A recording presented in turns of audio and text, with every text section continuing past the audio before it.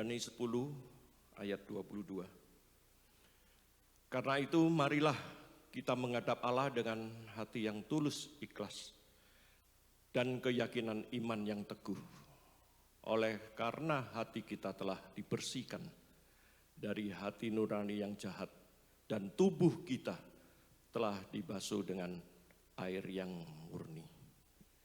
Mengambil waktu untuk menenangkan hati pikiran kita di hadapan Tuhan bersaat teduh.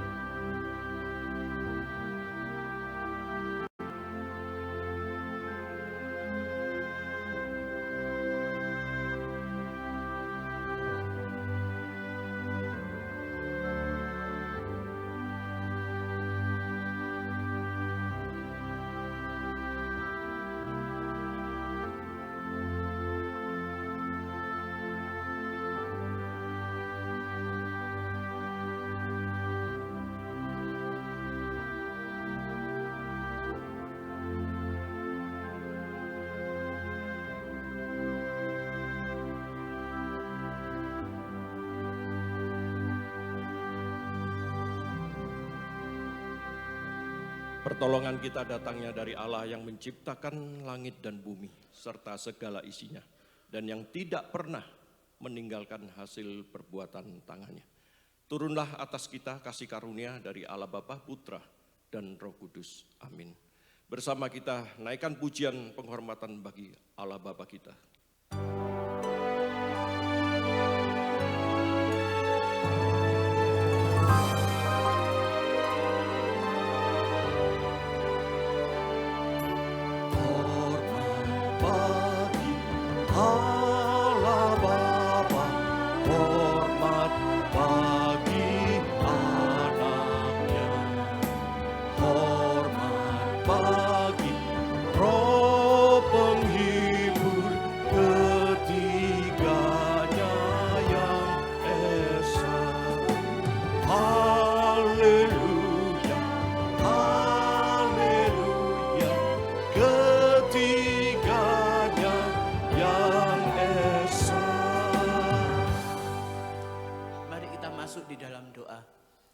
Bapa di dalam kerajaan surga, sungguh kami mengucap syukur untuk hari yang baru yang Tuhan berikan bagi kami. Bahkan satu hari yang telah Tuhan tentukan bagi kami. Untuk kami boleh beribadah secara bersama-sama. Kami sungguh mengucap syukur dengan keberadaan kami masing-masing dengan segala pergumulan yang Tuhan izinkan terjadi di dalam kehidupan kami. Kami melihat begitu banyak pertolongan, kasih sayang Tuhan, pemeliharaan Tuhan di dalam kehidupan kami. Bahkan lebih dari itu Tuhan, ketika di dalam kekekalan Engkau telah merencanakan kehidupan kami, Engkau telah menciptakan kami, bahkan Engkau telah menyelamatkan kami. Kami sungguh mengucap syukur untuk segala sesuatunya di dalam kehidupan kami secara detail di dalam kehidupan kami. Oleh karena itu Tuhan, ketika kami boleh datang kepada Engkau untuk kami boleh beribadah, kami ingin mengoreksi diri kami masing-masing terlebih dahulu di hadapan-Mu. Ada begitu banyak hal perbuatan, perkataan melalui tingkah laku kami yang tidak berkenan di hadapan Tuhan. Seringkali kami hanya berpikir, seringkali kami hanya berkata, tetapi kami seringkali tidak melakukan kasih, teladan kasih, belas kasihan-Mu itu di dalam kehidupan kami. Ampuni setiap pelanggaran kesalahan kami ya Bapa, sehingga kami boleh untuk duduk diam, memiliki motivasi yang benar di dalam ibadah kami pada pagi hari ini. Engkau yang menilik hati kami satu persatu, dan biarlah nama Tuhan boleh dimuliakan melalui ibadah kami pada pagi hari ini. Menyerahkan kembali seluruh rangkaian ibadah kami ke dalam tangan-Mu, di dalam nama Tuhan Yesus Kristus kami berdoa dan mengucap syukur. Amin. Jemaat dipersilakan duduk.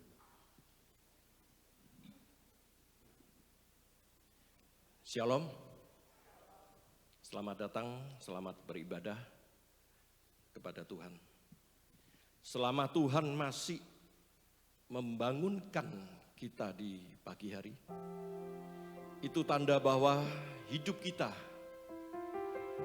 masih memiliki tujuan dan rencana yang indah yang belum selesai. Untuk itu kita bersyukur kepada Tuhan. Karena kasih daripada Tuhan yang menyertai hidup saudara dan saya hari lepas hari sampai adanya hari ini. Kita datang kepada Tuhan dengan sukacita, dengan hati yang bersyukur kepadanya.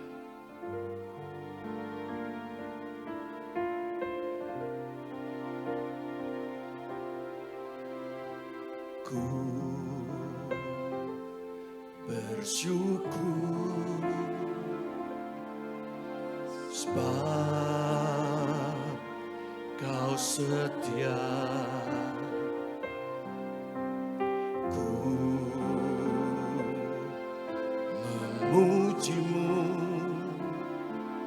karena Kau sangat baik. Mulialah nama-Mu, ku tinggikan, ku agungkan selama hidupku. Bersyukurlah kepada Tuhan. Ku bersyukur sebab Kau setia. Ku memuji-Mu karena Kau sangat baik. Mulialah nama-Mu, ku tinggikan, ku agungkan selama hidupku. Yuk bersama-sama bersyukur. Ku bersyukur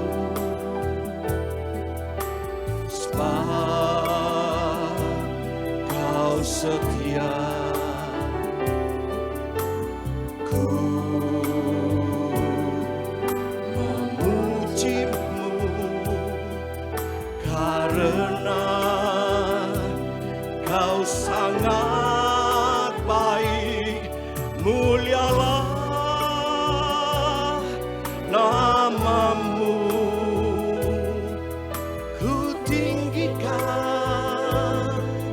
ku agungkan selama hidupku. Mulialah nama-Mu,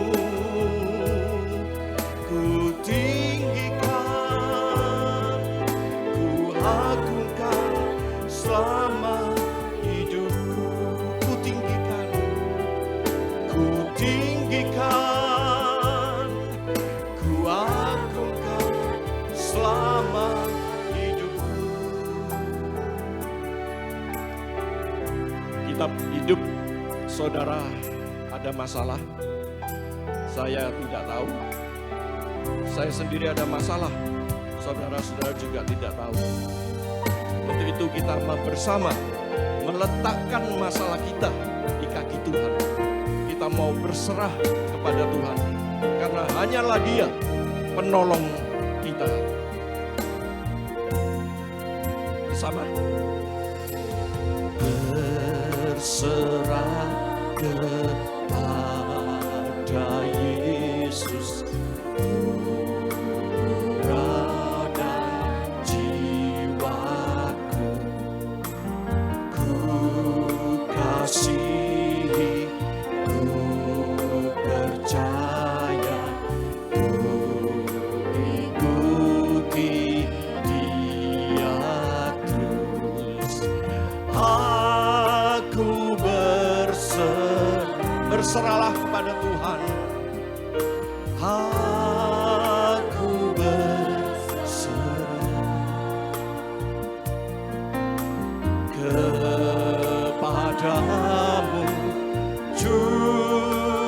selamat, aku berserah.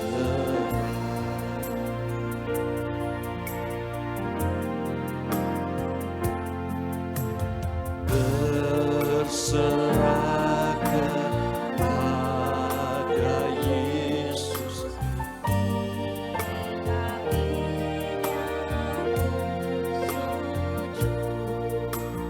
Nikmat dunia ku tinggalkan, Tuhan terima anakmu. Aku berserah, aku berserah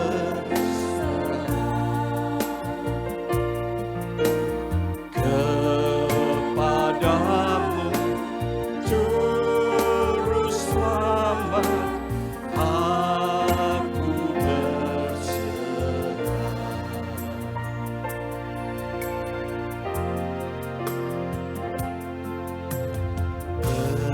Berserah kepada Yesus, ku berikan diriku.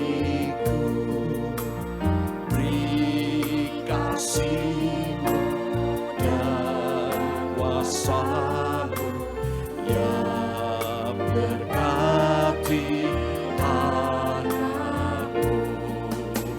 Aku berserah, aku berserah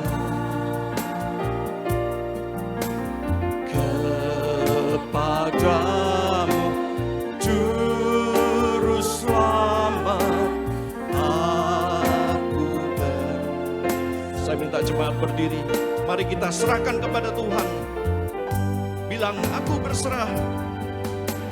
Aku berserah.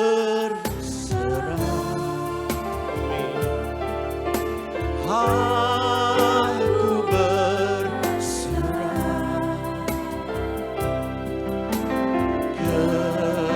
kepadamu, Juru Selamat. Aku berserah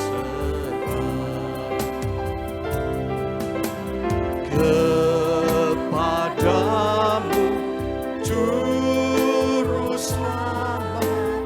Aku berserah. Kita tahu sekarang bahwa Allah turut bekerja di dalam segala sesuatu bagi hidup kita. Dia yang mendatangkan kebaikan bagi kita yang mengasihi Dia. Amin. Kita mau besarkan Allah kita. Kita mau memuji, menaikkan pujian. Besarlah Tuhan, Allah yang patut dipuji, Allah yang patut ditinggikan lewat pujian. Mari dengan semangat kita pujikan pujian ini.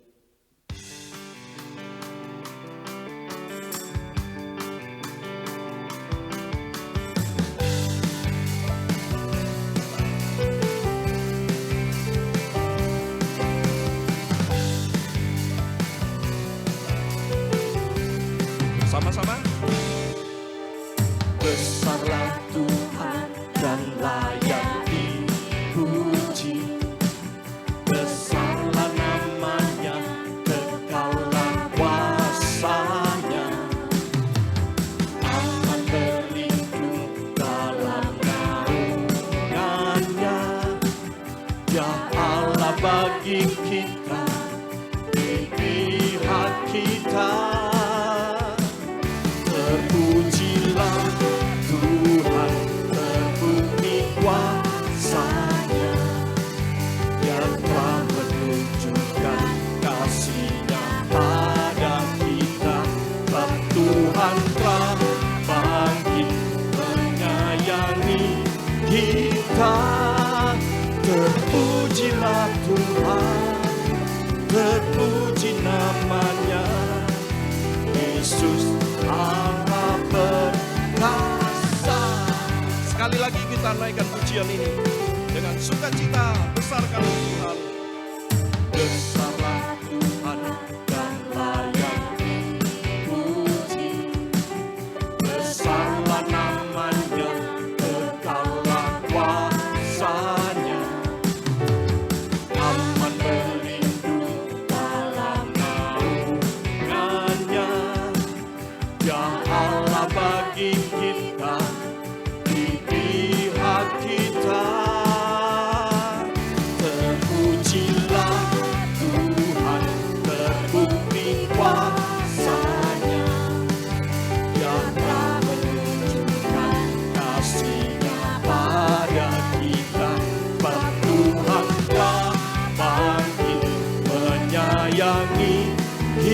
kita. Terpujilah Tuhan, terpuji namanya.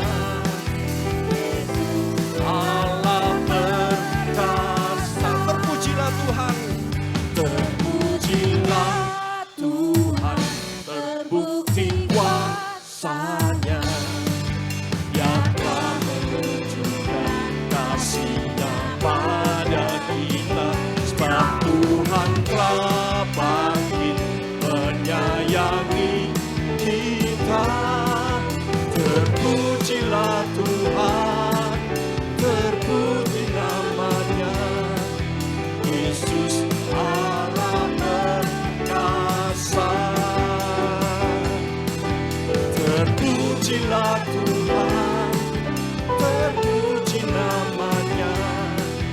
Yesus Allah perkasa. Sekali lagi, terpujilah Tuhan, terpujilah Tuhan, terpuji namanya. Yesus Allah perkasa. Yesus Allah perkasa. Yesus Allah perkasa. Berikan kemuliaan bagi Tuhan. Sebentar, jangan duduk dulu. Beri senyum kepada samping kanan kiri. Senyum aja, jangan usah sebat tangan. Silakan duduk. Terima kasih.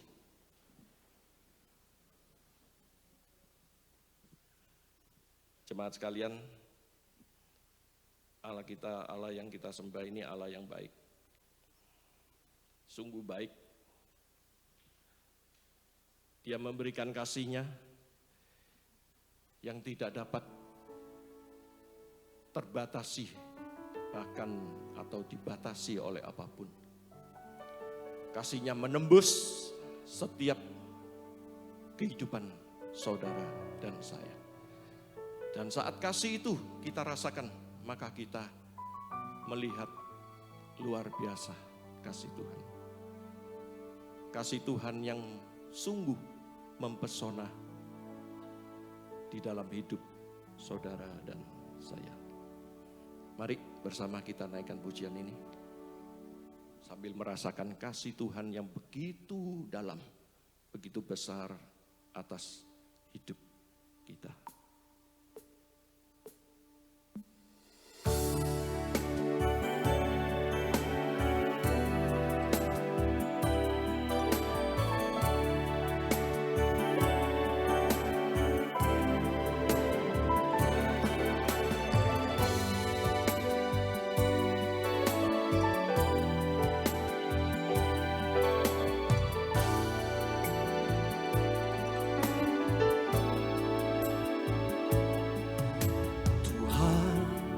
Kasih-Mu sungguhlah mempesona diriku.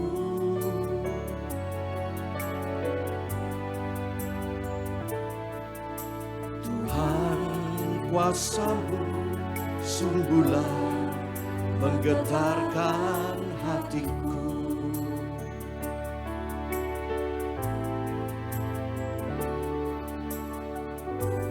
Kasih-Mu ya Tuhan, yang Kau limpahkan bagiku, lebih dari yang ku perlu. Kau sediakan bagiku. Ku senang Kau Tuhan sepanjang umur hidupku, sepanjang umur hidupku. Meresapi kasih Tuhan, kita bersama naikkan pujian. Tuhan, kasih-Mu sungguhlah mempesona diriku.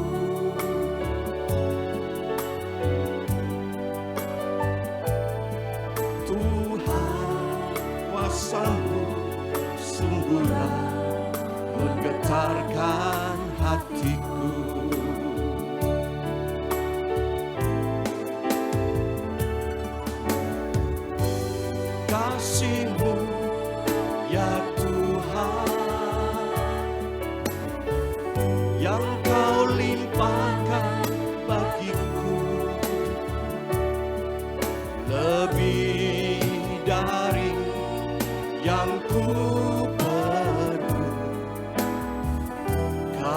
sediakan bagiku.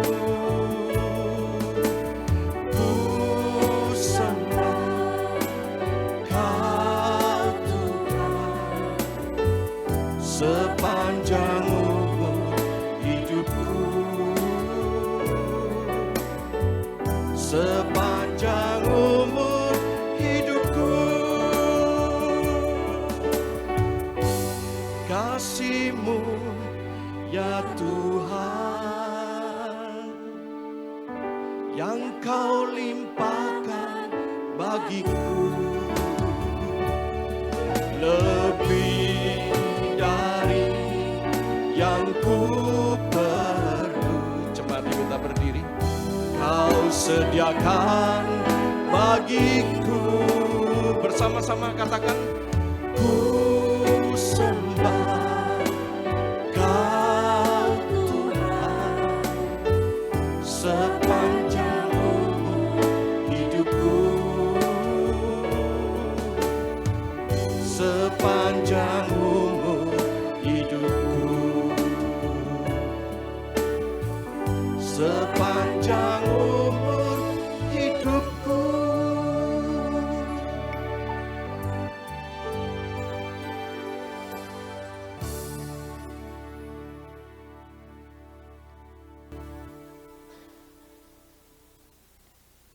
Kami mau mengucap syukur kembali kepada Engkau ya Tuhan. Kasih-Mu itu yang boleh mempesona hidup kami. Namun ajar kami Tuhan, ketika kami terpesona akan kasih-Mu, kami tidak hanya diam, kami hanya terkagum melihat saja.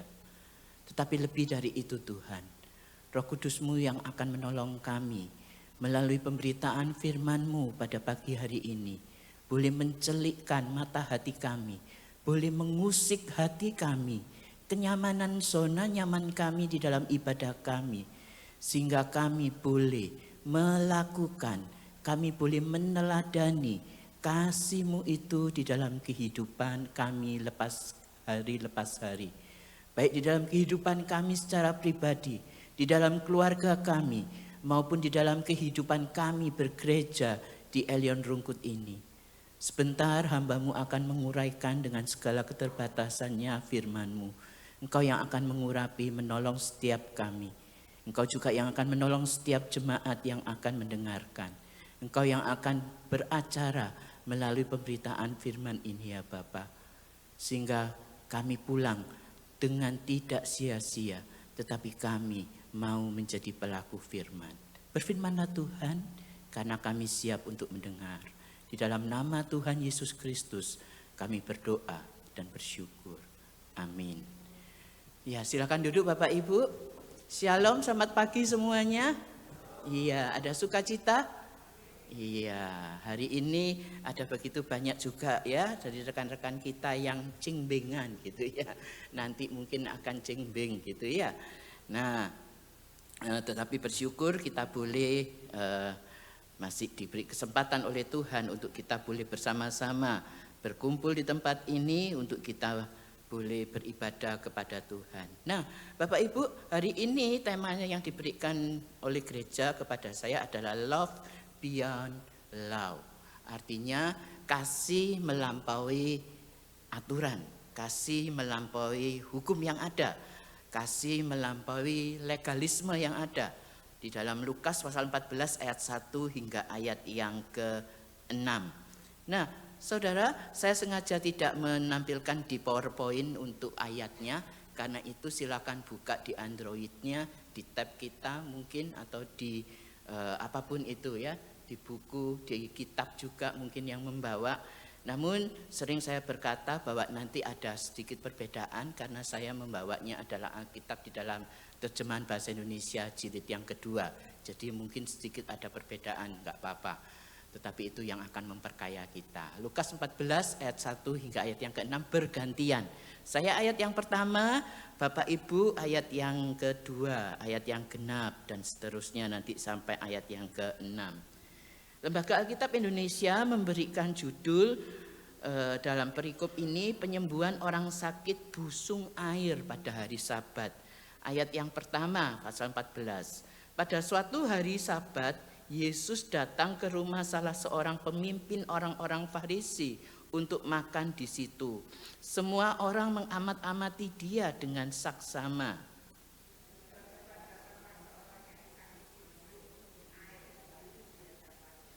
Lalu Yesus berkata kepada ahli-ahli Taurat dan orang-orang Farisi itu, apakah boleh menyembuhkan orang pada hari Sabat atau tidak?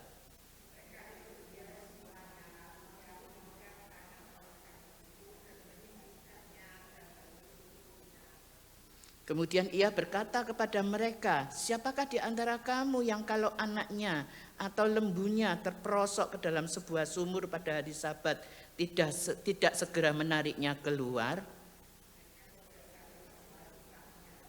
Iya, di dalam terjemahan yang terbaru itu ayat 6, mereka tidak mampu menjawabnya. Mereka nggak bisa untuk menjawabnya, Bapak Ibu. Nah, saudara-saudara, pernahkah kita ini di dalam suatu situasi di mana kita tahu apa yang benar menurut aturan, tetapi di dalam hati kita itu merasa tidak sepenuhnya benar menurut kasih.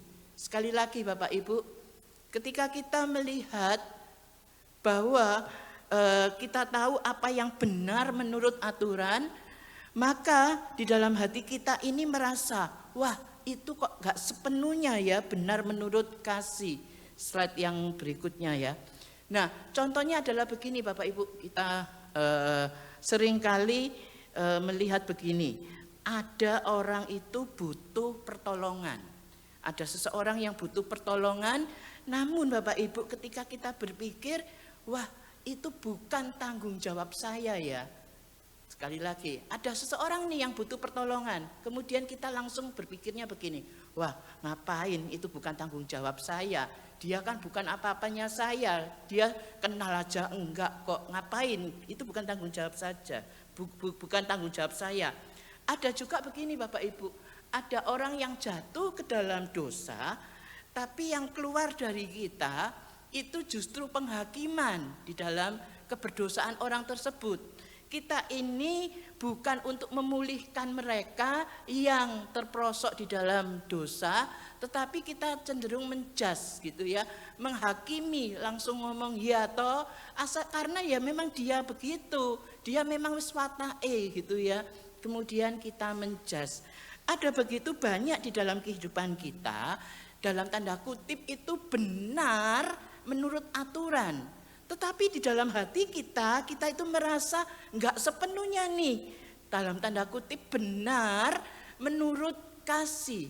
Ada begitu banyak yang hal-hal yang demikian, yang kalau saya contohkan bisa enggak selesai-selesai khotbah ini gitu ya, yang menghantui kita, yang merasa bahwa itu adalah kejadian di dalam kehidupan kita hari lepas hari.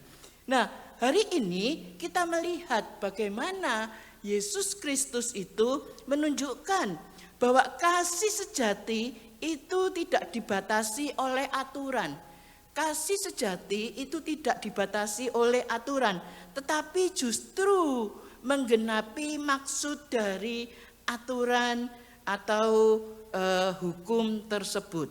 Nah Bapak Ibu, hari ini kita akan bersama-sama belajar antara konflik antara aturan dengan kasih gitu ya. Ketika aturan itu bertabrakan dengan kasih. Nah, Yesus itu kemudian kita melihatnya gitu ya. Untuk melihat bagaimana Yesus ini kisah apa yang melatar belakangi di dalam Lukas pasal 14 ini. Mari kita lihat terlebih dahulu Bapak Ibu. Latar belakang dari teks hari ini yaitu Yesus menyembuhkan di hari Sabat. Yesus pada saat itu sedang makan di rumah seorang pemimpin orang Farisi pada hari Sabat. Jelas ya, ada gerombolan orang-orang Farisi, kemudian dia ini adalah pemimpinnya, pemimpin dari orang Farisi, dan Yesus makan di sana pada hari Sabat. Nah, orang-orang Farisi kemudian seperti biasa gitu ya, mengamat-amati nih. Wah, tindak tanduknya bagaimana sih Yesus ini?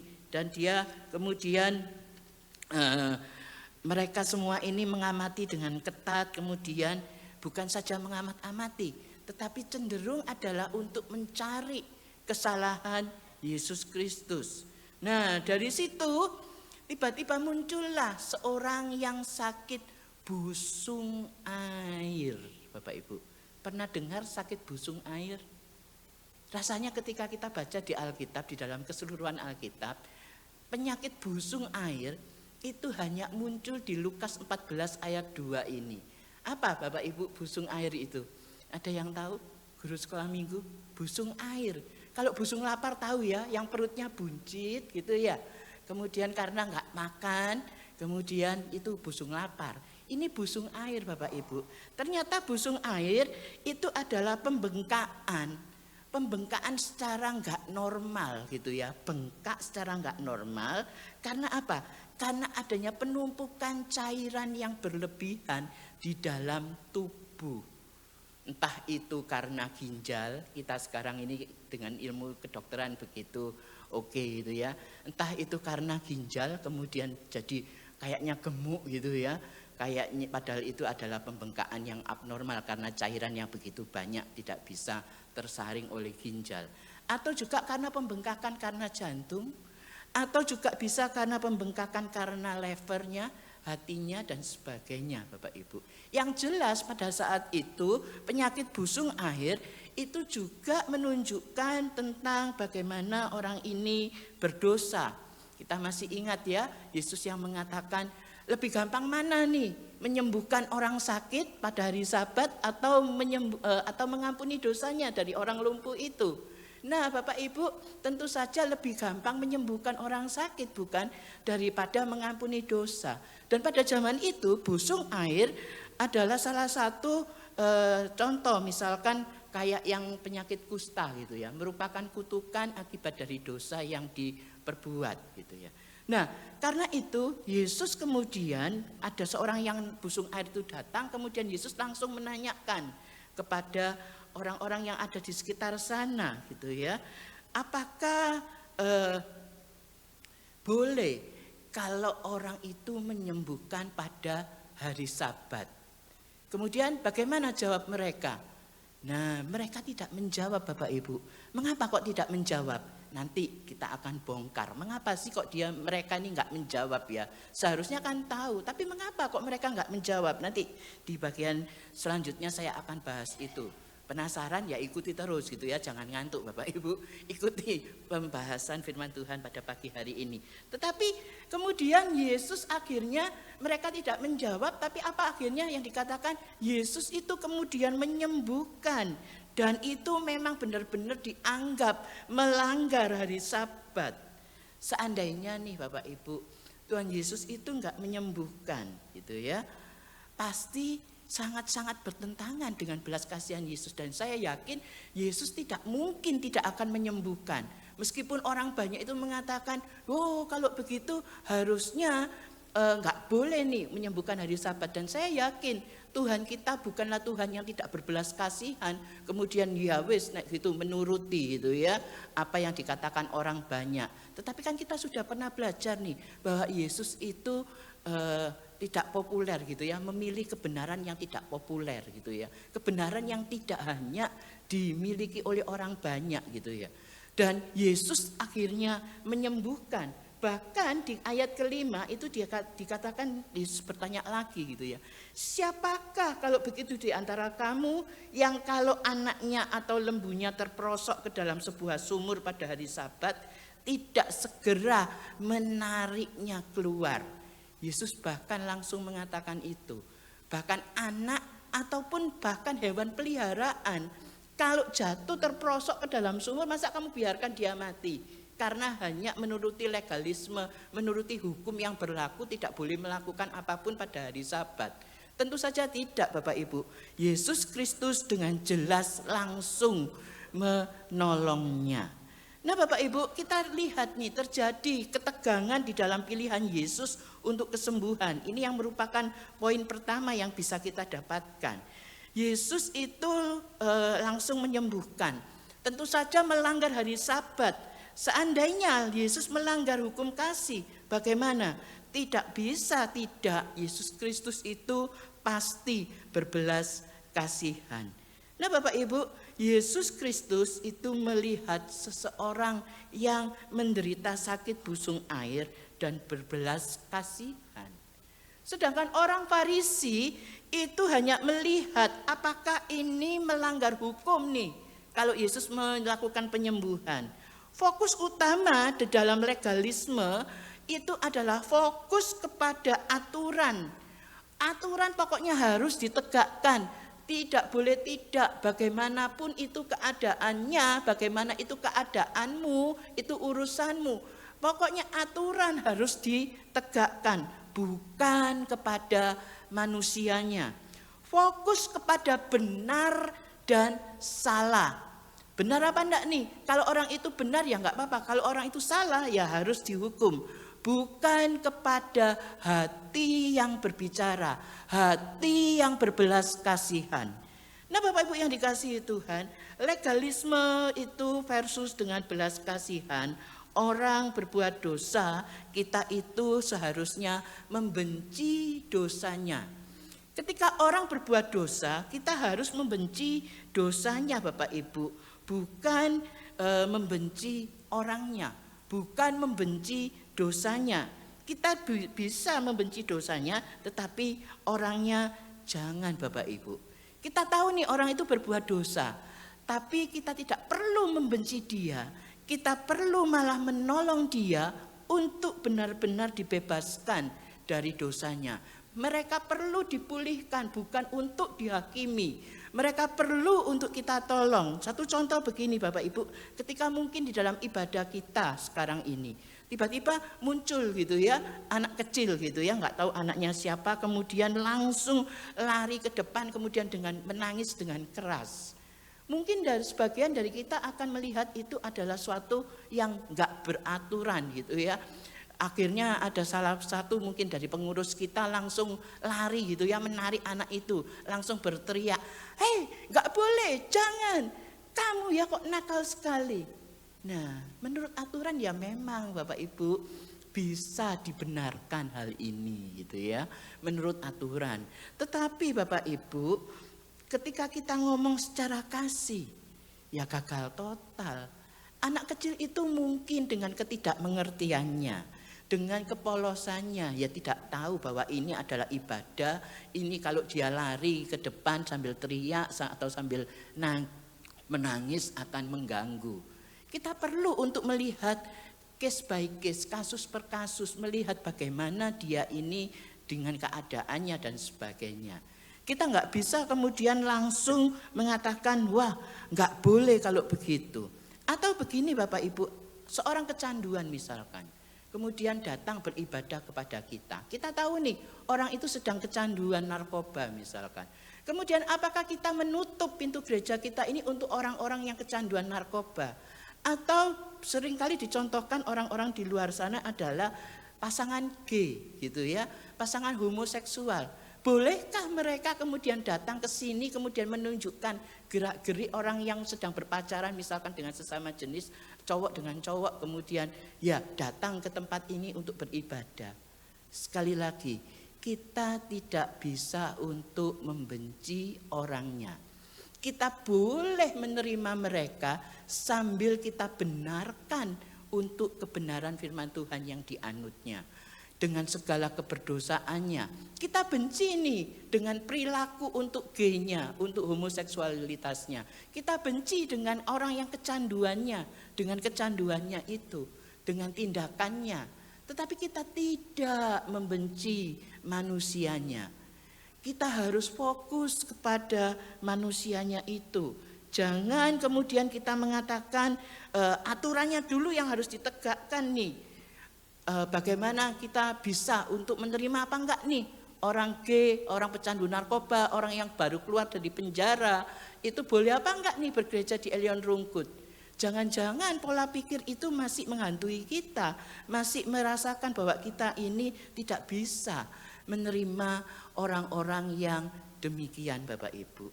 Ketika aturan itu menghalangi tindakan kasih Bapak Ibu, John Calvin itu pernah mengatakan begini, hukum Tuhan itu tidak pernah dimaksudkan untuk ini membuat kasih itu, tetapi untuk menunjukkan kasih kepada kita. Sekali lagi, hukum Tuhan tidak pernah dimaksudkan untuk membunuh kasih, tetapi untuk menunjukkan kepada kita kasih itu. Jadi Bapak Ibu, ketika kita ngomong tentang hukum Tuhan, tentang bagaimana aturan-aturan hukum Tuhan, itu tidaklah untuk membunuh kasih itu sendiri, sehingga kasih itu dikalahkan oleh segala aturan dengan segala hukum. Justru dengan hukum itu akan menunjukkan kepada kasih. Justru dengan aturan yang ada akan membuat kita itu lebih nyaman, lebih enak untuk melakukan segala sesuatunya. Tidak malah membebani bahwa itu kita harus melakukan hukum tersebut dengan ketat gitu ya. Nah, kasih itu melampaui aturan Bapak Ibu. Kasih itu melampaui aturan. Aplikasinya ketika kita membandingkan antara kasih dengan legalisme, maka kita perlu mengevaluasi sikap kita terhadap hukum dan kasih itu. Kita perlu untuk mengevaluasi diri kita maupun gereja kita. Bagaimana sikap kita terhadap aturan dan kasih. Kemudian kita perlu untuk memprioritaskan terlebih dahulu, mengutamakan kasih di atas aturan di dalam setiap pengambilan keputusan. Setiap hari Bapak Ibu kita ini diperhadapkan kepada pengambilan keputusan, gitu ya. Nah, bagaimana ketika kita setiap hari diperhadapkan kepada pengambilan keputusan itu, kita mengutamakan kasih di atas aturan yang ada. Kemudian berani bertumbuh untuk melayani untuk melampaui batas-batas aturan. Kita mau untuk berani melampaui batas-batas aturan itu, sama seperti yang dicontohkan oleh Yesus Kristus. Meskipun dia nanti akan dibenci, meskipun dia nanti akan merasa bahwa itu tidak akan menjadi kenyamanan bagi dia, dia akan tetap melakukannya, berani untuk melakukan itu dan terlibat Bapak Ibu. Untuk kita ini terlibat, ayo ambil tindakan di dalam kehidupan sehari-hari kita ini dengan kasih. Ambil tindakan segala sesuatunya itu dengan kasih kepada sesama kita, kasih kepada Tuhan kita. Nah Bapak Ibu, itu antara ketegangan antara legalisme dan kasih. Bagaimana legalisme itu menekankan kepada apa tadi yang dikatakan kepada aturan, tetapi kasih itu kepada manusianya, kepada orangnya, kepada kasih kepada apa ya, secara personal kepada orangnya. Itu yang pertama Bapak Ibu. Yang kedua adalah bagaimana kasih melampaui aturan itu akan memberikan tantangan bagi kita untuk mengasihi, akan menguji kedalaman iman kita. Tepatnya begini Bapak Ibu, adalah untuk menantang zona nyaman kita gitu ya, di dalam keagamaan atau kereligiusan kita. Akan menggelitik di dalam zona nyaman keagamaan kita, kereligiusan kita gitu ya. Di ayat ketiga dan keempat Yesus bertanya, bahkan bolehkah gitu ya, di ayat ketiga kita akan baca, apakah boleh menyembuhkan orang pada hari Sabat atau tidak gitu ya, ayat 3 dan 4. Nah kemudian tadi saya katakan kan gak menjawab mereka itu, mereka diam. Tahu jawabannya kenapa kok mereka diam Bapak Ibu? Kira-kira tahu mengapa kok mereka diam? Mereka kan bisa aja langsung menjawab gitu, ya gak boleh ini hari Sabat. Mengapa kok diam mereka? Mereka tahu Bapak Ibu jawabannya itu gitu ya. Seharusnya kalau secara kemanusiaan, secara belas kasih Yesus boleh untuk melakukan. Tapi mereka kenapa kok diam? Jawabannya adalah karena mereka tidak mau berubah. Itu jawabannya ya Bapak Ibu. Mereka nggak mau, nggak ingin nih berubah. Sudah enak nih di dalam zona nyaman. Bisa untuk mengatakan, nah kamu keliru, kamu salah, kamu ini, kamu nggak baik, kamu nggak benar. Lebih gampang kan? Menuduh orang itu kan lebih gampang gitu ya. Mencari kesalahan orang kan lebih gampang. Daripada untuk melakukan kasih itu kepada orang lain. Dia tahu, orang Farisi itu tahu kebenaran itu, tetapi dia tidak mau melakukan. Oleh karena itu orang-orang Farisi pada saat itu tidak mau menjawab Bapak Ibu. Dia seringkali kita temui gitu ya, bahwa orang Farisi ini memang pintar, tetapi dia tahu segalanya, tetapi dia tidak mau untuk melakukannya. Contoh Bapak Ibu, seorang pemuda itu jatuh di dalam kecanduan gitu ya, tadi yang saya sudah contohkan. Dia datang ke gereja dengan harapan bisa dipimpin, bisa untuk dipulihkan. Tapi yang dia dapat apa? Sinis dari kita, mungkin cemoohan dari kita, bahkan dijauhi. Nanti jangan-jangan nanti dia bawa narkoba nih, jual kepada anak-anak pemuda kita dan sebagainya. Akhirnya apa Bapak Ibu? Dia memilih untuk meninggalkan gereja. Bukan karena Tuhan menolaknya, tetapi karena kita umatnya yang tidak menunjukkan kasih. Itu pula kan yang dilakukan oleh Mahatma Gandhi. Jadi bukan Tuhan yang dia gak suka dari kekristenan, tetapi dia gak suka adalah orang-orang Kristen yang menolaknya. Jangan-jangan itu pula yang kita hadapi, yang saat ini kita lakukan Bapak Ibu. Kasih sejati tidak akan selalu membuat kita nyaman. Kasih sejati itu tidak akan selalu membuat kita ini terlihat religius, Bapak Ibu. Kasih sejati itu tidak akan membuat kita ini sesuai dengan budaya gereja mungkin. Tetapi itu yang harus kita lakukan. Yakinlah, pasti ketika kita melakukan, mencerminkan hati Allah dan apa yang menjadi belas kasihan Allah itu kita lakukan, maka di sana juga Tuhan akan bekerja menolong setiap umatnya, menolong setiap kita. Karena itu kasih melampaui batasan Bapak Ibu. Nah saudara, apakah kita pernah lebih takut melanggar tradisi daripada melukai hati orang? Seringkali kita itu takut gitu ya dengan tradisi tertentu. Aku nggak bisa nih untuk memberitakan Injil. Aku nggak bisa nih ngomong kepada orang-orang di luar sana yang memiliki tradisi yang lain. Nanti kalau salah bagaimana? Kalau melukai orang bagaimana? Kita takut nih untuk menyatakan kebenaran kepada orang lain. Kita takut nih untuk mengatakan sesuatu ini benar kepada orang lain.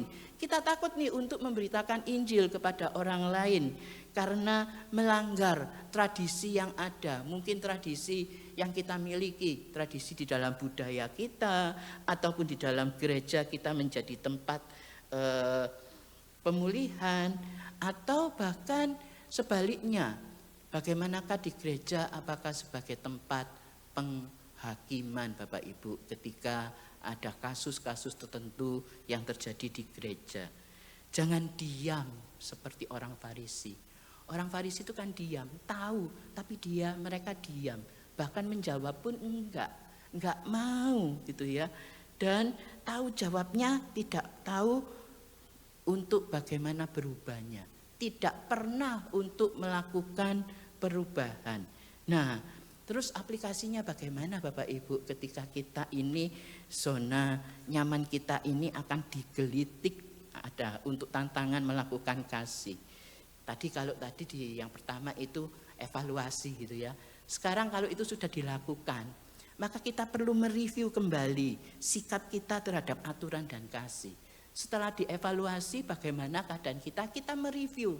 Bagaimana sih aku sudah melakukan apa enggak terhadap aturan, terhadap kasih ini, atau aku lebih cenderung mencerminkan aturan daripada kasih. Kemudian kita mengelolanya Bapak Ibu, mengolahnya dengan apa? Menumbuhkan rasa kasih itu di dalam keputusan sehari-hari. Saya katakan tadi bahwa kita ini selalu diperhadapkan kepada keputusan setiap harinya. menolong orang atau enggak, melakukan ini untuk kebaikan orang lain atau enggak, dan sebagainya dan seterusnya. Nah, kemudian intinya adalah mengutamakan kasih daripada kepatuhan ketat terhadap aturan. Mengutamakan kasih terlebih dahulu daripada mengutamakan aturan, dan kita melakukan aksi mendorong kita untuk berani demi kebaikan bersama, mendorong kita untuk melakukan.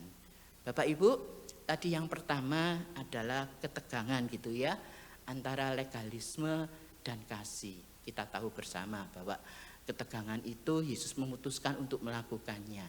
Kemudian yang kedua tadi kita boleh melihat orang-orang Farisi itu diam karena tidak mau untuk melakukannya, tidak mau zona nyamannya ini tergantikan dengan melakukan tindakan kasih. Karena itu hari ini kalau kita mau digelitik oleh Tuhan, hati kita tersentuh dengan firman Tuhan yang disampaikan, kita mungkin gelisah selama ini, kita gagal, kita lalai untuk menolong orang lain di dalam perbuatan kasih kita. Maka ayo kita mulai melakukan, beraksi untuk melakukan kebenaran firman Tuhan itu. Yang ketiga dan yang terakhir Bapak Ibu, kasih itu adalah melakukan action, melakukan tindakan. Bukan hanya berpikir, bukan hanya berkata, tapi bertindak atau melakukan. Kasih adalah melakukan, ayat 4 hingga ayat yang ke-6. Kasih bukanlah kata-kata, melainkan tindakan. Mengasihi dengan aktif, menerapkan kasih itu dengan peluang yang ada di dalam kehidupan sehari-hari. Jangan mengatakan, waduh aku nggak ada untuk peluang untuk menolong orang lain. Banyak Bapak Ibu, ciptakan peluang itu sehari-hari, maka kita akan bisa melihat ada begitu banyak orang yang perlu kita tolong. Ada begitu banyak orang yang perlu kita pulihkan. Ada begitu banyak orang yang perlu kita kasihani dengan belas kasih Kristus sendiri. Ayat 4 dan 6 itu Yesus kembali saya tegaskan, tidak hanya berpikir, tidak hanya bertanya atau berkata, boleh apa enggak aku menyembuhkan orang di hari Sabat. Tetapi apa yang dilakukan Yesus? Kalau di terjemahan yang lama itu dikatakan memegang tangannya gitu ya. Tetapi di terjemahan yang baru tidak dikatakan demikian, tetapi ia memegang gitu ya. Enggak tahu apa yang dipegang gitu ya. Kalau yang di bahasa Indonesia lama memegang tangannya gitu ya. Dan menyembuhkannya Bapak Ibu. Ada aksi nyata yang dilakukan Yesus Kristus Bapak Ibu. Kasih itu di dalam tindakan. Saya akan mengisahkan sebuah kisah tentang orang Samaria yang murah hatinya di dalam versi modern sekarang ini Bapak Ibu. Nah, hal ini saya sempat alami ketika di awal-awal saya menjadi guru ya di Elion Christian School. Nah, ketika di dalam perjalanan gitu ya, saya dan teman saya nih ada 2 orang yang seharusnya waktu perjalanan menuju ke sekolah, waktu itu masih di Rungkut gitu ya, terlihat nih ada yang seorang kakek itu jatuh di jalan gitu ya. Nah ketika seorang kakek itu jatuh di jalan gitu ya, sebagai seorang Kristen saya mengatakan bagaimana Bapak Ibu? Saya mengatakan begini, waduh kasihan ya orang itu jatuh ya, kakek itu jatuh ya. Ya sudah, kemudian apa? Melanjutkan perjalanan ke sekolah. Ketika sampai di sekolah bagaimana yang dilakukan? Saya akan ngomong cerita, waduh tadi ya ada orang kakek tua gitu ya, tergeletak di jalanan belum ada yang nolong gitu ya. Kemudian bagaimana kesaksiannya? Ya karena buru-buru nih supaya nggak terlambat, saya akhirnya datang ke sekolah gitu ya. Kemudian ada guru nih yang nyeletuk gitu ya, guru yang lainnya. Pak, lah tindakan kasihnya bagaimana Pak? Apakah itu hanya cuma kita ngomong, ya cuma berpikir, kasihan ya. Kemudian kita ngomong, menyaksikan nih kepada orang lain. Ada loh tadi bapak-bapak kakek tua itu kasihan, tapi tanpa kita tolong. Dan Bapak Ibu, sebentar lagi ada guru yang terlambat datang, mengatakan begini, maaf Pak, tadi saya terlambat karena saya mengangkat ini, ada kakek-kakek tadi terjatuh di tengah jalan. Saya mengangkatnya, saya membersihkan lukanya dan mengantarkannya. Nah Bapak Ibu, bagaimana di dalam kehidupan kita sehari-hari? Ada begitu banyak orang-orang yang perlu kita tolong. Entah itu keluarga kita, entah itu orang tua kita, atau menantu kita, anak kita, saudara-saudara kita. Ya memang Tuhan mengatakan gitu ya, kalau bisa menolong yang seiman terlebih dahulu. Kemudian lakukan pertolongan pada orang lain. Di dalam kita melakukan kebaikan, di dalam kita melakukan kasih itu meneladani kasih Kristus, tidak memandang batasan, tidak memandang tradisi, tidak memandang itu siapa, tetapi kita mau melakukan di dalam kehidupan kita hari lepas hari Bapak Ibu. Kasih itu yang benar-benar kita terapkan di dalam kehidupan kita. Kasih bukan mengandalkan perasaan, gitu ya. Kasih itu ya pokoknya aku mengasihi dia, enggak. Kasih itu bukan hanya melalui perkataan, tetapi kasih adalah tindakan, Bapak Ibu. Kasih itu perlu untuk dilakukan. Jonathan Edwards pernah mengatakan begini, kasih Kristen sejati itu bekerja, bergerak, dan berkorban. Bergerak, bekerja, bergerak, dan berkorban, Bapak Ibu. Ada waktu yang perlu kita buang untuk kita menolong orang lain. Ada kekayaan yang perlu kita buang untuk orang lain. Ada tenaga yang perlu kita buang untuk menolong orang lain. Kita harus melakukan tindakan itu. Nah, aplikasi di dalam tindakan kasih Bapak Ibu, menemukan peluang gitu ya. Di dalam setiap pengambilan keputusan secara aktif, cari cara untuk membantu orang lain. Ada begitu banyak jemaat yang saat ini butuh pekerjaan. Ada begitu banyak jemaat di tempat kita ini, ada yang masih perlu untuk pengobatan, untuk kesembuhan. Ada begitu banyak yang membutuhkan pertolongan di dalam masa-masa studinya. Ada begitu jemaat yang masih banyak di dalam pergumulan. Ayo Bapak Ibu, di dalam konteks itulah kita menemukan peluang secara aktif mencari cara untuk membantu orang lain. Kemudian menjalankan kasih, sertakan kasih itu di dalam interaksi sehari-hari. Di dalam kegiatan kita sehari-hari, ayo kasih itu yang menjadi utama di dalam kita melakukan segala sesuatunya. Dan berani bertindak, berani mengambil langkah untuk mendukung mereka yang membutuhkan. Bagaimana dengan keadaan kondisi diakonia kita? Ya puji Tuhan ya, kalau di rumput mungkin masih terus berjalan. Tetapi bagaimana kita mau menumbuhkan kebaikan itu, mendorong orang lain. Nah Bapak Ibu, ketika kita ngomong tentang pertumbuhan rohani, saya di sekolah Kristen Elion itu ada rubriknya gitu ya. Pertama itu mendengar. Mendengar habis itu memahami. Habis memahami meyakini. Habis meyakini melakukan dengan konsisten. Habis melakukan dengan konsisten apa Bapak Ibu yang terakhir? Membagikan. Jangan lupa mengajak orang lain nih untuk melakukan. Untuk bersama-sama melakukan. Karena apa? Kalau kita hanya melakukan sendirian terasa berat Bapak Ibu. Tetapi ketika kita sebagai suatu komunitas di dalam suatu gereja, kita akan merasakan segala sesuatunya lebih ringan, apalagi ketika kita mengandalkan Kristus di dalam segala perbuatan kita. Nah Bapak Ibu, saudara yang dikasihi Tuhan, Yesus datang itu bukan untuk meniadakan hukum, tidak meniadakan aturan gitu ya, bukan untuk meniadakan aturan, tetapi untuk menggenapi aturan tersebut, menggenapi hukum Taurat tersebut. Melalui apa? Melalui kasih. Karena secara manusia tidak satu orang pun yang bisa melakukan hukum Taurat. Tidak ada seorang pun. Karena itu digenapinya bagaimana? Melalui kasih itu. Kasih Yesus yang menyelamatkan kita. Kasih Kristus itu yang memampukan kita untuk melakukannya. Sehingga kita ini bisa untuk meneladani. Sehingga kasih Kristus itu memampukan kita untuk mengasihi.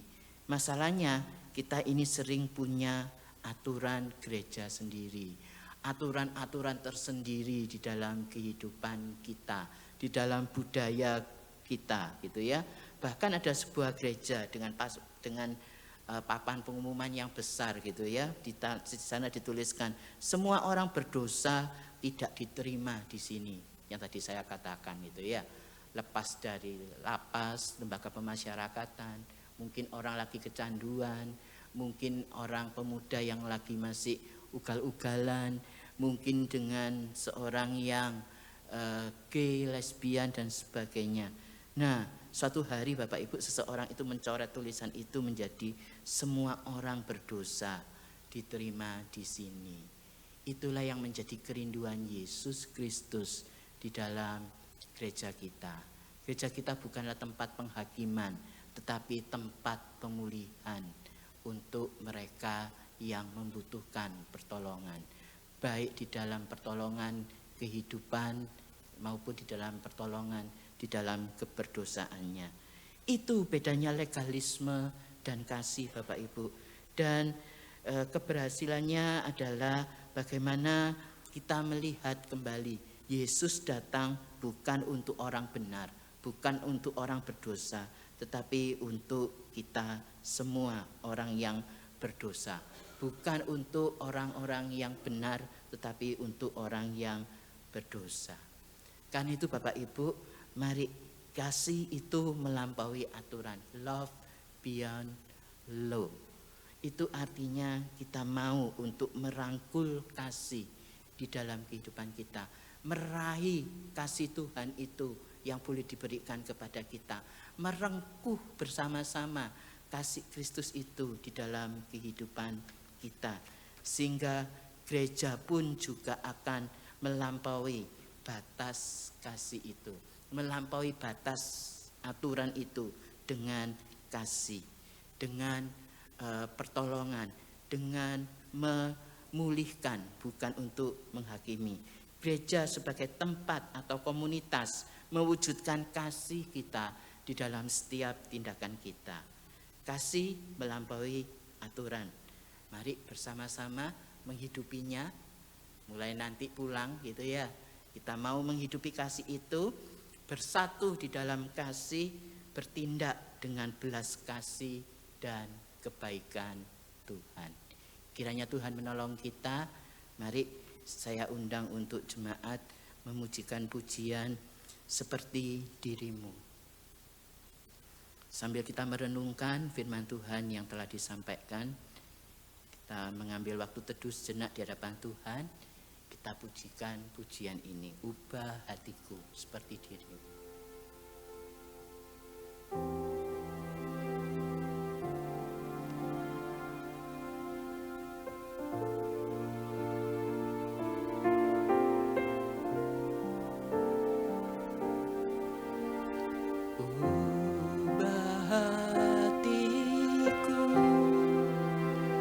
Sedulur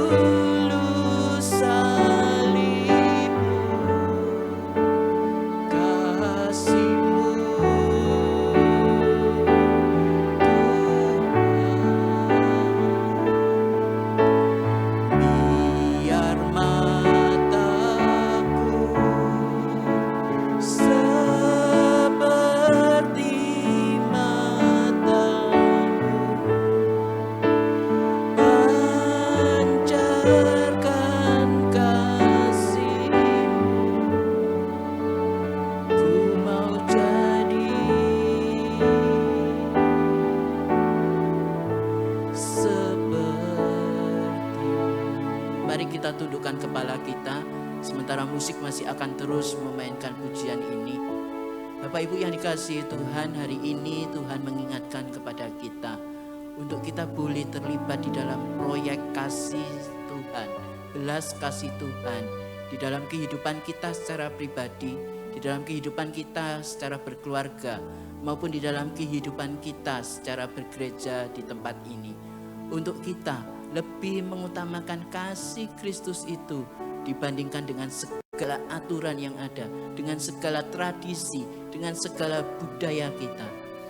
Kalau hari ini Tuhan menggelitik supaya kita ini tidak terlena di dalam zona nyaman kita, zona nyaman di dalam keagamaan kita, yang merasa lebih teratur, lebih berdisiplin, dengan tidak memperhatikan, dengan mengabaikan orang-orang yang membutuhkan pertolongan kita.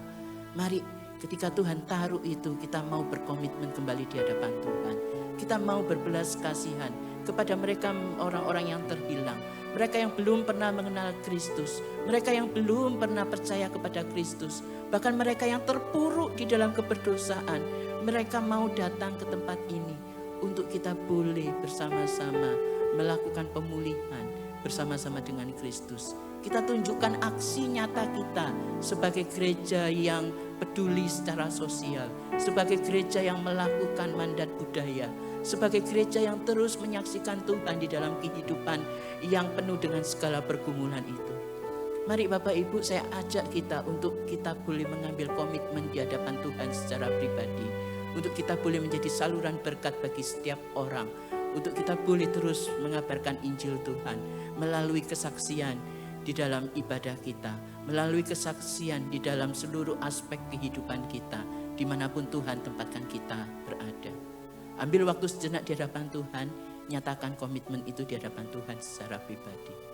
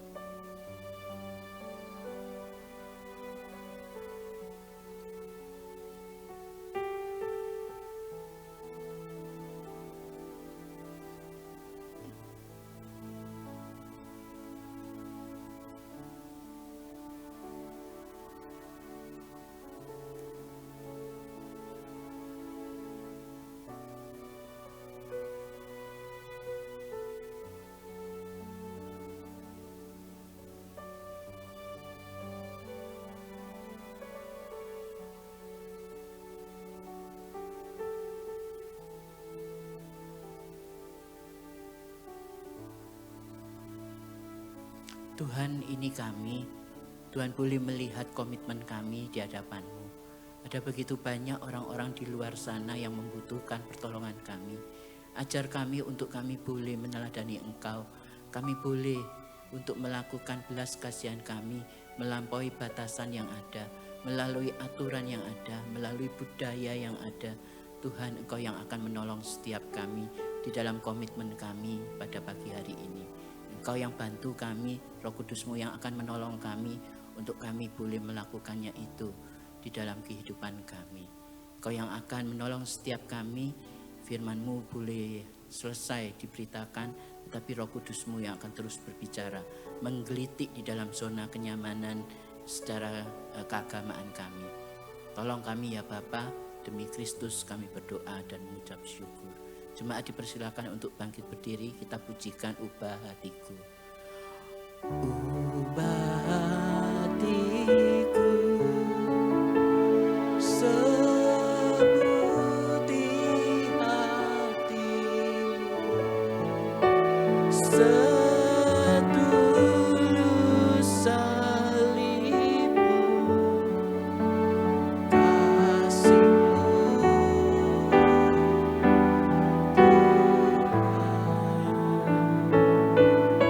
Tuhan.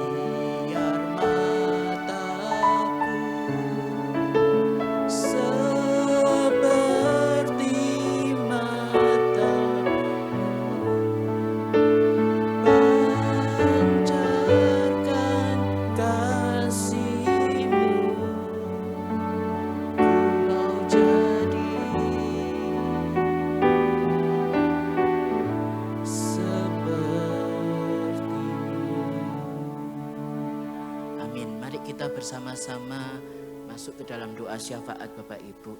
Mari kita berdoa untuk kita tidak merasa putus asa, tidak merasa untuk gelisah di dalam menghadapi setiap kondisi secara global, keadaan ekonomi di dunia ini, kesusahan di dalam pekerjaan dan sebagainya. Di dalam kondisi yang sulit, banyak kita perlu memikirkan strategi-strategi yang harus dilakukan di dalam usaha pekerjaan maupun di dalam kehidupan kita bersekolah. Mari bersama kita berdoa, kita menyerahkan untuk setiap pergumulan kita ke dalam tangan Tuhan. Bapa di surga, pada saat ini kami boleh menyerahkan segala pergumulan kehidupan jemaat, khususnya di Ellen Rungkut, ke dalam tangan Tuhan. Ada begitu banyak pergumulan yang Tuhan izinkan terjadi. Biarlah melalui pergumulan itu kami boleh bertumbuh satu dengan yang lainnya. Kami boleh bersama-sama bertumbuh mengarah kepada Kristus di dalam situasi perekonomian yang tidak menentu, di dalam usaha pekerjaan. Tuhan yang akan tambahkan hikmat-Mu untuk kami boleh melakukan inovasi yang ada. Sebagai seorang karyawan, kami boleh terus memiliki keahlian di dalam melakukan tugas pekerjaan kami di perusahaan, maupun kami sebagai owner, sebagai pengusaha. Tuhan yang akan tolong kami untuk kami boleh lebih dapat menyelesaikan segala sesuatu pergumulan yang Tuhan izinkan. Menyerahkan Tuhan untuk setiap kehidupan kami, untuk segala pergumulan kehidupan jemaat-Mu di tempat ini. Tuhan yang akan menolong setiap kami. Demi nama Tuhan Yesus Kristus. Yang kedua, mari kita berdoa untuk situasi dunia pada saat ini. Kita berdoa agar Tuhan berkenan meredakan konflik dan menghentikan kekerasan yang terjadi. Kita berdoa agar Tuhan memberikan hikmat, hati yang takut akan Tuhan, dan kehidupan yang mau untuk mencari jalan damai di dalam setiap para pemimpin bangsa di dunia ini. Dan kita juga berdoa untuk memohonkan kekuatan bagi mereka yang mengalami korban di dalam peperangan ini. Mereka yang kehilangan anggota keluarga, kehilangan harta benda mereka. Tuhan yang berikan penghiburan. Mari kita berdoa untuk situasi dunia yang terakhir pada saat ini. Bapa di surga, kami saat ini tergerak untuk juga berbelas kasihan melihat untuk peperangan dunia ini ya Bapa. Tuhan, Kau yang akan meredakan setiap konflik yang ada, untuk kepuasan-kepuasan dari pertikaian untuk peperangan. Tuhan, Kau yang memberikan hati yang takut akan Tuhan. Berikan hikmat kepada mereka supaya mereka boleh memiliki hati yang takut, para pemimpin bangsa boleh memiliki hati yang takut akan Tuhan untuk melakukan segala sesuatunya di dalam tindakan-tindakan khususnya untuk peperangan. Tuhan, Kau yang akan menolong juga untuk perencanaan-perencanaan untuk gencatan senjata. Biarlah Tuhan yang akan menolong boleh terrealisasi, bukan hanya sekedar wacana, bukan hanya sekedar taktik di dalam perang, tetapi lebih dari itu ya Bapa. Kami juga membawa mereka yang menjadi korban perang. Tuhan yang akan menolong mereka di tengah-tengah keterpurukan mereka, kehilangan anggota keluarga, kehilangan harta benda. Tuhan yang berbelas kasihan, dan Tuhan yang terus menolong mereka. Demikian juga Tuhan, gereja juga boleh turut ambil bagian di dalam menghadapi situasi yang tidak baik-baik saja di Indonesia ini. Sebagai orang percaya, kami boleh terus terbeban, kami boleh terus melihat orang-orang di sekitar kami sebagai sarana kami untuk kami boleh melakukan, mempraktekkan firman Tuhan pada pagi hari ini. Di dalam nama Tuhan Yesus Kristus kami berdoa dan bersyukur. Amin. Silakan duduk Bapak Ibu, saya kembalikan kepada Peter. Iya, maafkan. Kita akan tetap bangkit berdiri. Dengan gereja di sepanjang sejarah dan di segala tempat kita akan mengakui iman kita, yaitu pengakuan iman rasuli yang berbunyi demikian. Aku percaya kepada Allah, Bapa yang Maha Kuasa, Khalik langit dan bumi, dan kepada Yesus Kristus, anaknya yang tunggal Tuhan kita, yang dikandung dari Roh Kudus, lahir dari anak darah Maria, yang menderita sengsara di bawah pemerintahan Pontius Pilatus, disalibkan, mati, dan dikuburkan, turun ke dalam kerajaan maut. Pada hari yang ketiga bangkit pula dari antara orang mati, naik ke sorga, duduk di sebelah kanan Allah, Bapa yang Maha Kuasa. Dan dari sana ia akan datang untuk menghakimi orang yang hidup dan yang mati. Aku percaya kepada Roh Kudus, gereja yang kudus dan am, persekutuan orang kudus, pengampunan dosa, kebangkitan tubuh, dan hidup yang kekal. Amin. Silakan duduk Bapak Ibu.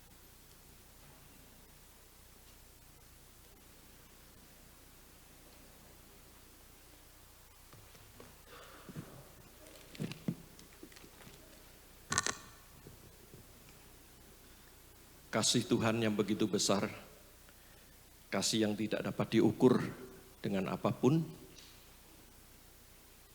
kasih yang telah diberikan kepada kita semua, dan kita sudah menikmati akan kasih Tuhan. Diberi kesempatan untuk jemaat untuk memberikan persembahan, 2 kantong, 1 persembahan untuk gereja kita di tempat ini, dan 1 lagi untuk persembahan misi. Kita naikkan pujian ini. Yuk bersama-sama kita puji Tuhan sambil memberikan persembahan.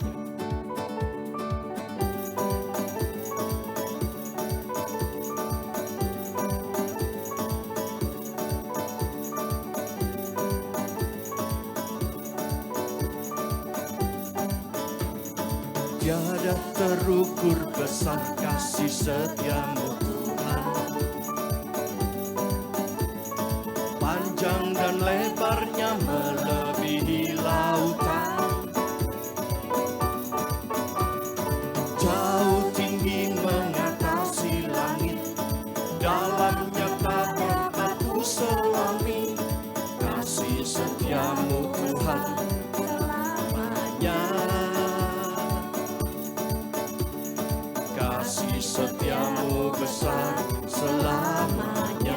Hatiku bersyukur, hatiku bersyukur, jiwaku memuji, mulutku pun bersorak memuji Engkau, Yesus.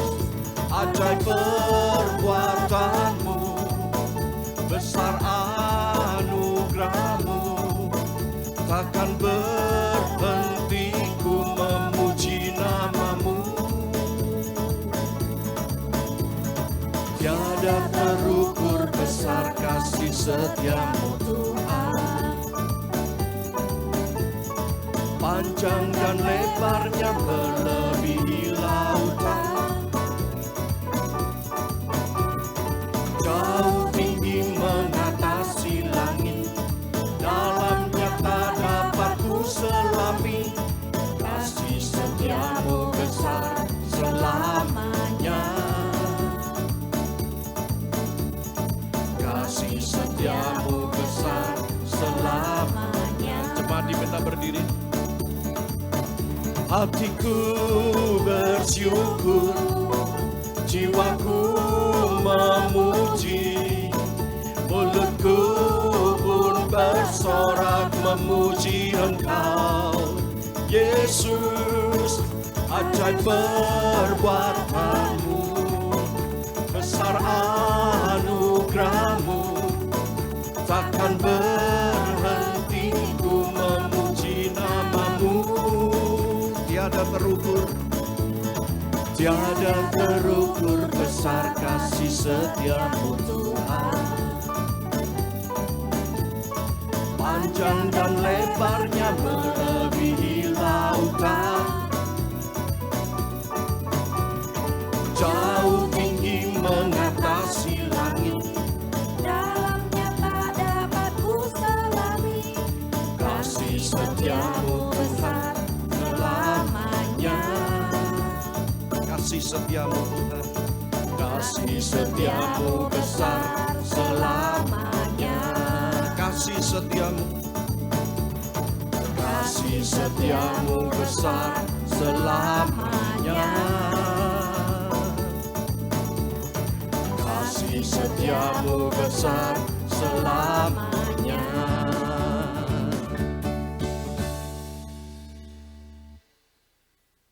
Engkau memberi dan mengajarkan kepada kami untuk memberikan persembahan kepadamu.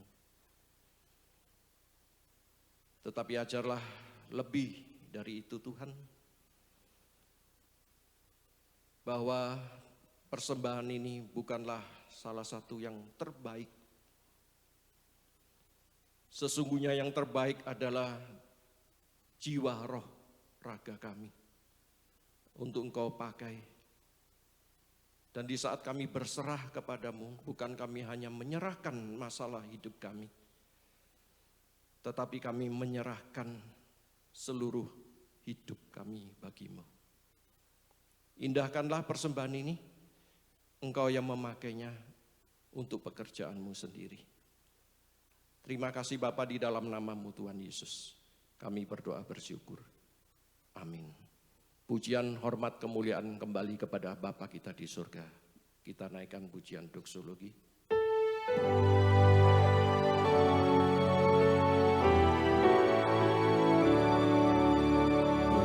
Puji Allah, sumber berkat, puji Dia ciptaannya,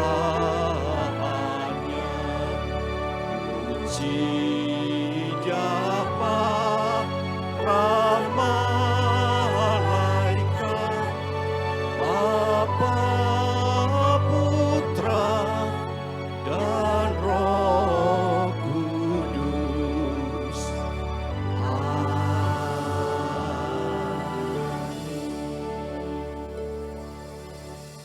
Jemaat yang dikasihi Tuhan, pulang dan lakukanlah kebenaran firman Tuhan dan terimalah berkat dari Tuhan. Kiranya kasih karunia dari Allah Bapa, anugerah keselamatan dari Yesus Kristus, pertolongan, penghiburan dan kekuatan dari Allah Roh Kudus akan memampukan kita untuk terus berbelas kasihan melampaui segala aturan budaya dan segala sesuatu yang mengikat di dalam dunia ini dari hari ini sampai selama-lamanya. Amin.